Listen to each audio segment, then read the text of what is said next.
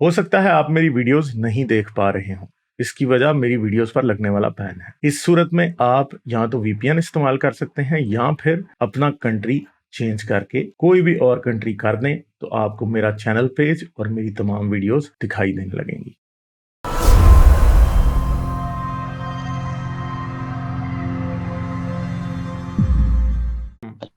एक आयत पे मैं आपसे थोड़ा सा डिस्कशन करना चाहता हूँ, अगर आप खोलें उसे ओपन करें।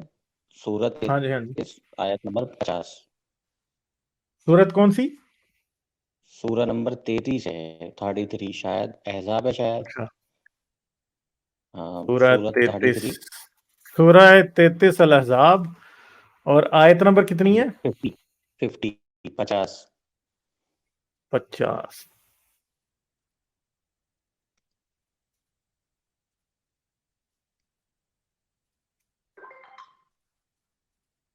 अच्छा जी।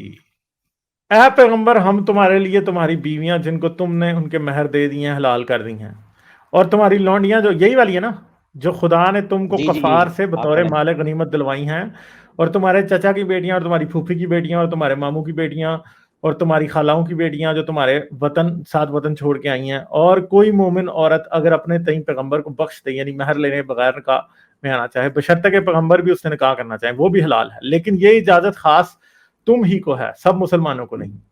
हमने उनकी इसमें बीवियों और लौंडियों के जी, बारे में जो महर वाजिब अदा मुकर्रर कर दिया है, हमको मालूम है ये इसलिए किया गया है तुम पर किसी तरह की तंगी ना रहे, और खुदा बख्शने वाला है। अच्छा, हाँ जी। मेरा सवाल इसमें ये है, जिस तरतीब से ये आयत में अल्फाज आए हैं, उससे एक हम्म, कंफ्यूजन क्रिएट हो रहा है। अगर आप क्लियर कर सकें कि जो बीवियों वाला मसला है, वो तो मेहर के साथ हाँ। ऊपर सुलटा दिया, उसके हम्म, नीचे लौंडी हैं, उसके नीचे फिर वो लड़कियां हैं जो चेचा की फुफिया की थी, जिन्होंने तुम्हारे साथ हिजरत की हो, तो क्या उनसे हम्म। बिना निकाह के ही सेक्स की इजाजत दी जा रही है यहाँ पे?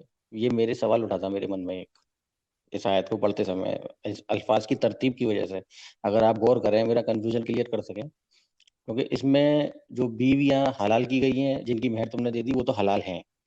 दूसरा नंबर, लौंडी हलाल हैं, वो बिना निकाह के हलाल हैं, वो हम सब जानते ही हैं।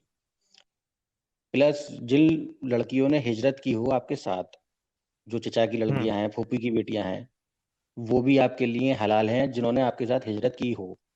तो हम्म। बेसिकली चचा की बेटियां तो इस्लाम में सबके लिए हलाल है, मेरे लिए भी हैं, सबके लिए हैं जो भी मुसलमान है। तो इसमें डिस्काउंट क्या है, इसमें मतलब प्लस पॉइंट क्या है नबी के लिए?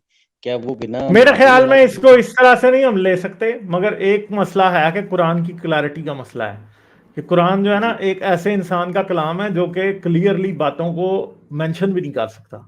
और ये यहीं पे प्रॉब्लम है कि अगर निकालने वाला नुक्ता निकालना चाहे यहाँ से, तो जैसे जी लौंडियों को हलाल कर दिया गया बगैर निकाह के, साथ ही फूफियों की बेटियां और मामुओं की बेटियां भी साथ ही हलाल कर दी गई हैं बगैर निकाह के।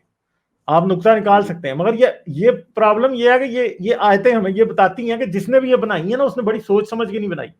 अगर कोई बंदा, एक चीज है, मैं अब किताब लिख रहा हूं, ठीक है, तो क्या जी। होता है, किताब लिखने का एक तरीका होता है कि मैंने अब किताब लिख दी ना जब पूरी की पूरी, तो मैंने 2 माह हुँ, उसको छोड़ देना है अब, हुँ, ताकि जब मैं जो जो मैं लिखने वाली सिचुएशन है ना उससे निकल जाऊं और मैं पढ़ने वाली सिचुएशन में आ जाऊं। तो 2 माह बाद जब हुँ, मैं उसे दोबारा पढ़ूंगा ना, तो ऐसे पढ़ूंगा जैसे कोई और इंसान पढ़ रहा है, क्योंकि मुझे लिखने वाली सिचुएशन भूल गई होगी। तो मुझे खुद ही हुँ, अपनी किताब में गलतियां नजर आने लग जाएंगी। ये काम कुरान के मामले में सही नहीं हुआ। वो किताब भी अगर कोई लिखे ना, तो उसे लिखने के बाद देखना पड़ता है कि हाँ जी, थोड़ा टाइम छोड़ के दोबारा पढ़नी पड़ती है, ताकि अपनी गलतियां खुद नजर नजर आए। और यहाँ पे जिस बंदे ने ये लिखा, उसको ये नजर नहीं आई अपनी गलतियां, ऐसे जैसे बेवकूफ किसी ने बना दिया सारा कुछ, इनकम्प्लीट सी बिल्कुल, बातें, बिल्कुल। और वो उठा के लिखती हैं। आपने सही कहा, बहुत सी आयतें ऐसी हैं कि बंदे की समझ में नहीं आती, और हम्म, उनका अगर कोई लॉजिक इंसान बनाना चाहे तो बनता नहीं। एक आयत में हम्म। भी पढ़ रहा था, मैं भूल गया कहाँ पर थी वो। किसास की आयत है कि गुलाम के बदले गुलाम कत्ल किया जाए, आज़ाद के बदले आज़ाद को कत्ल किया जाए, आजाद औरत के कर, बदले औरत को कत्ल किया जाए। औरत और तो मर्द यहाँ को। पर सवाल तो सीधा उठता है ना, वो अगर औरत को मर्द कत्ल कर दे तो क्या फिर भी औरत को ही कत्ल किया जाएगा? किसको कत्ल किया जाएगा फिर? हाँ, एग्जैक्टली, एग्जैक्टली, एग्जैक्टली यही हाँ, बात है। भाई तो एक औरत को इस मर्द भी आयत तो में कत्ल बड़े कर मसले सकता है। हैं। और जी इसको ना, इसको आप कोई गलत भी नहीं देख सकते। कैसे? क्योंकि यहूदियों में भी यह मसला था, औरत के बदले औरत। फर्ज करेंगे किसी ने किसी आदमी की गुलाम कत्ल किया, मर्द, तो उसे मर्द गुलाम देना पड़ेगा। अगर उसने औरत गुलाम अच्छा, कत्ल किया तो उसे औरत गुलाम देना पड़ेगा यहूदियत में। मतलब जिसने कत्ल किया वो नहीं जाएगा, उसको सजा नहीं मिलेगी, हाँ बल्कि वो ये हाँ। कैसा कानून अजीब सा। तो बिल्कुल। हाँ ना, ये मुझे लगता है कि यहूदियत से मैच करते हुए इन्होंने कोई से इलॉजिकल समझ के बात नहीं लिखा है, बगैर ये कोई गलत फहमी से नहीं लिख दिया, इन्होंने जानबूझ के लिखा है ऐसा, क्योंकि ये यहूदियत का भी असूल था इलॉजिकल ये।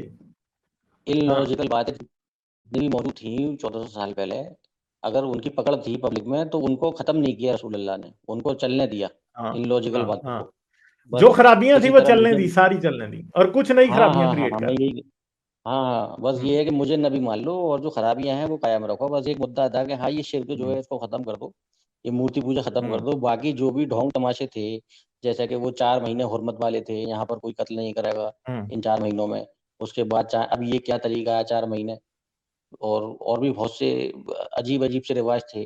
और ये बेसिकली देखा जाए ये हलाला क्या है, ये मेहर क्या है, तलाक मेहर भी नहीं होने चाहिए मेरे हिसाब से तो तलाक निकाह में। अगर आपको खानदानी इदारा कायम करना है किसी के साथ, औरत के साथ, तो मेहर का कोई कॉन्सेप्ट नहीं होना चाहिए, यहाँ कोई धंधेबाजी तो चल नहीं हम्म रही। तो जो भी बेकार सी चीज़ें थी वो सब कायम रखी, और उसको कुछ तब्दील नहीं करा, बस एक शिर्क को छोड़ करके, उसको छोड़ करके बाकी चीज़ें ऐसी ही रहने दी। गुलामी भी खत्म नहीं हम्म करी, गुलामी थी, उसको भी चलने दिया, और भी बहुत सी बुराइयाँ थी, सब चलने दी।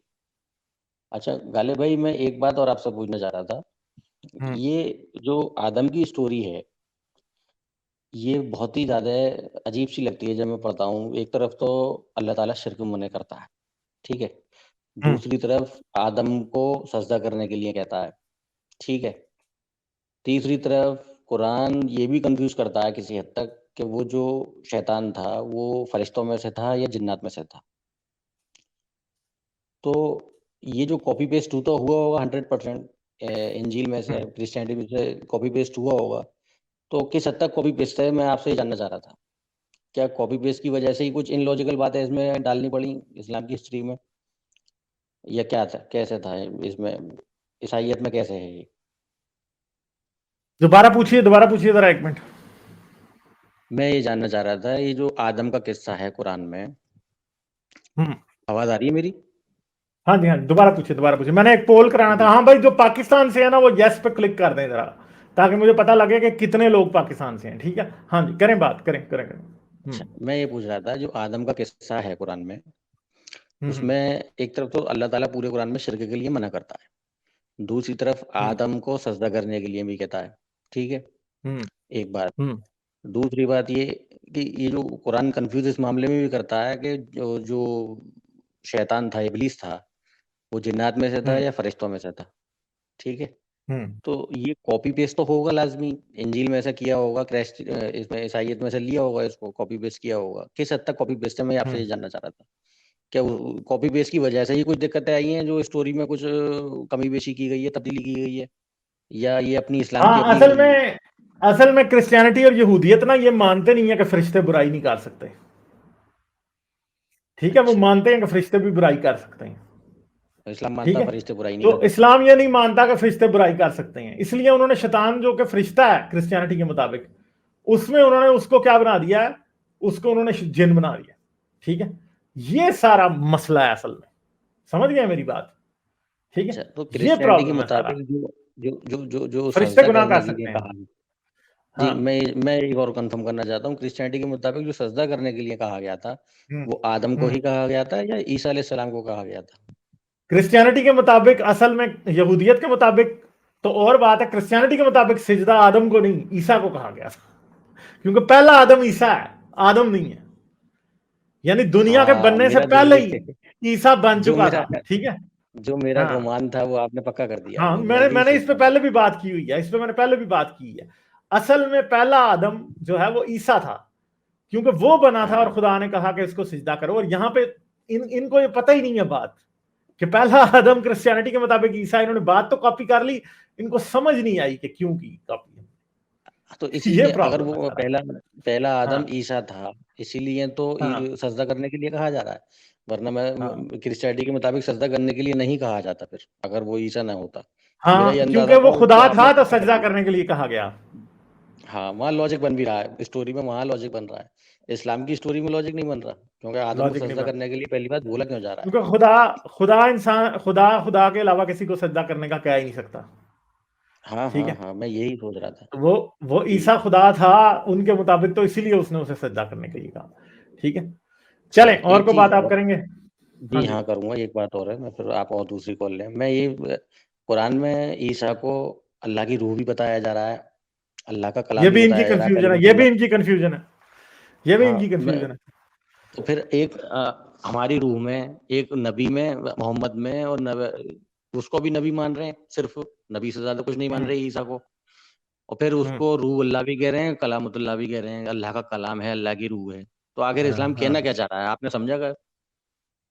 जारी बात है, ये कलामुल्लाह और रूहुल्लाह दोनों क्रिश्चियनिटी से रिलेटेड खिताब है मसीह के। तो जो और क्रिश्चियनिटी कह कलामुल्लाह रही है कहना, वही इस्लाम कह क्रिश्चियनिटी में कलामुल्लाह क्या है, कलमातुल अल्लाह कहने का मतलब है अल्लाह ही कहना है उसको, और रूह अल्लाह कहने का मतलब भी अल्लाह ही कहना है उसको। आपको पता है कि यसु के पास कुछ फकी फरीसी आए और उन्होंने कहा कि तू जो है ना बाल जबूल यानी शैतान की मदद से बदरुएं निकालता है। तो उसने अच्छा। कहा कि फिर तुम्हारे बेटे किसकी मदद से बदरुएं निकालते हैं? और फिर उसने एक बात कही जिसे हुँ, क्रिश्चियनिटी में अनफॉरगिवेबल सिन कहते हैं। ठीक है, वो माफ नहीं हो सकता। वो क्या है? उसने कहा कि जो खुदा बाप या बेटे की शान में गलत बात करता है ना, वो माफ हो जाएगा, मगर जो रूल कुदस की शान में गलत बात करता है ना, वो कभी माफ नहीं होगा।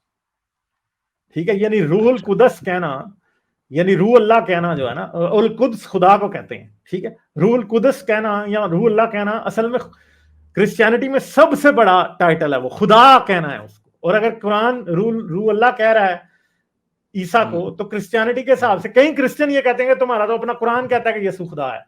क्यों? वो हाँ, यही ये कहते दावा हैं कि सही तुम्हारा बनता है कुरान फिर कह रहा है कि वो रूह अल्लाह है। बिल्कुल सही दावा बताया ना क्रिश्चियनियों का, फिर तो वो सवाल उठाएँगे। हाँ कुरान खुद हाँ, कन्फ्यूज़ है इस मामले में, उसको क्या कहा जाए? भई इंजील भी तो यही कह रही है रूहुल्लाह और कलामुल्लाह, तो फिर फ़र्क क्या रह गया फिर? बेटा मानने कोई में फर्क फ़र्क नहीं रह है, गया। क्योंकि दोनों खुदा के टाइटल हैं, ये दोनों खुदा के टाइटल हैं। क्रिश्चियनिटी के मुताबिक रूह अल्लाह और कलमतुल्लाह दोनों खुदा के बराबर बनाने का की बात है। ठीक है, और दूसरी तरफ ये इवन है के कि वो यहूदी भी महज़ इस एक बात को इंसान थे, समझते हैं। बशर थे। हाँ, तो चलिए, ये जो कुरान है ना, में कुल ये मिला एक के तरफ ये है उसको, कि नहीं, एक कुल तरफ मिला के कुरान उसे बात इतनी कही है जाता है कि खुदा खुदा, और दूसरी तरफ फिर ये कह देता है सिर्फ, जिसे पंजाबी में कहते हैं गोंगलुओं से मिट्टी झाड़ने के लिए, कि हाँ जी ये वो है, एक बशर ही थे बस। अल्लाह रूह अल्लाह भी कह दिया, कलमतुल अल्लाह भी कह दिया, और पता ही नहीं है कि कलमतुल अल्लाह और रूह अल्लाह का मतलब क्या है। ये प्रॉब्लम है कुरान का। कुल मिला के गालिब भाई कन्फ्यूजन का प्रेशर कुकर सिर में पैदा करना है तो कुरान लेके बैठ जाए आदमी, उसको समझता रहे। कुछ भी समझ यही में आता बात नहीं, है। बहुत सी बात है। आपको पता नहीं ये मौलवी लोग सारी ज़िंदगी कैसे पढ़ते रहते हैं, सवाल नहीं ढूँढते। ठीक है गालिब भाई, फिर कभी हाँ, बात होगी, आप कॉल लें दूसरी। चलें, चलें, आदाब। ठीक है, बहुत शुक्रिया आपका। ठीक है जी, ओके, बहुत शुक्रिया, बहुत शुक्रिया, थैंक यू। लाइक, शेयर और सब्सक्राइब करना मत भूलें। इसके साथ साथ आप मेरे चैनल को पेट्रियन पर सपोर्ट कर सकते हैं।